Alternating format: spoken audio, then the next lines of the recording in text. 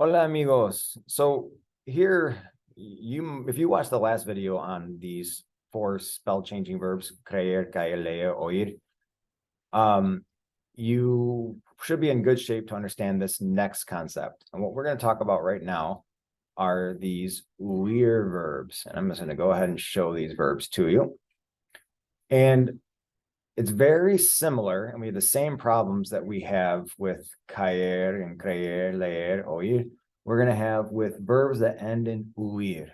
Now, these verbs that end in huir, also, the reason we make these changes with these four verbs over here, leer, for example, is because we have a stem that ends with a vowel sound with an ER or an IR verb in the preterite. So if we're in the preterite here and we're going to end with a vowel sound, we have some problems when we are in the second person here and we're in the first person plural over here. When we add the iste and emos and istes, we have a problem with that combination. But each of these verbs, they end in either an a, an e, or an o. This is an u. This is the only one that we've had so far that has the u.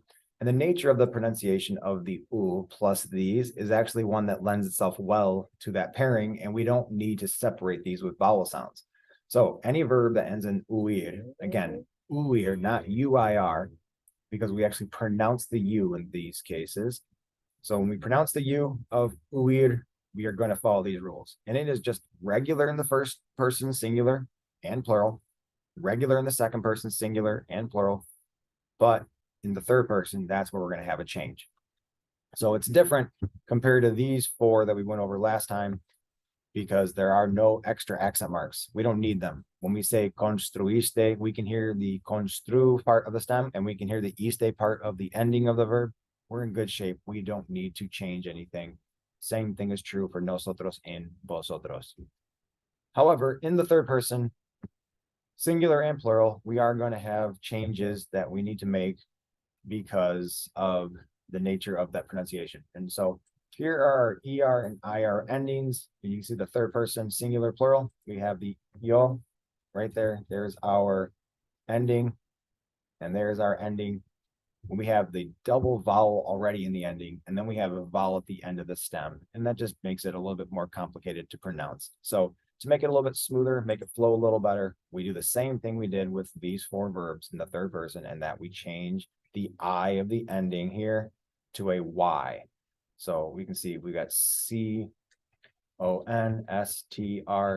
is our stem, and then we should just add I and O with an accent, but instead of I-O accent, we add Y-O accent. Over here, same dealio. We've got CONSTRU. There's our stem. We should add I-E-R-O-N, but instead we add Y-E-R-O-N. We use a Y instead of an I in the third person.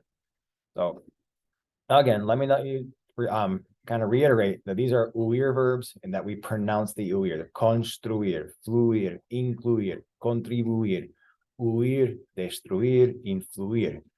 But a verb like seguir, which is spelled S-E-G-U-I-R, it does end in U-I-R, but we don't pronounce the U. It's seguir. We don't pronounce, not seguir. We don't pronounce the U. So this does not apply. So if you happen to see a G before your UIR, it does not apply.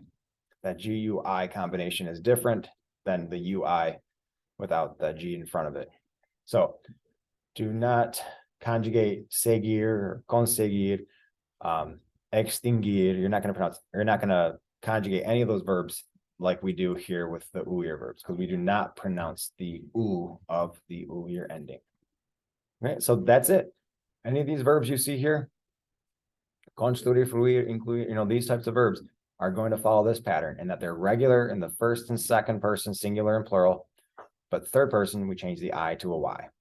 It's a little bit different than the other four, these creer, caer, leer, huir verbs, but similar in the third person, identical in the third person, really. Okay, hasta la próxima.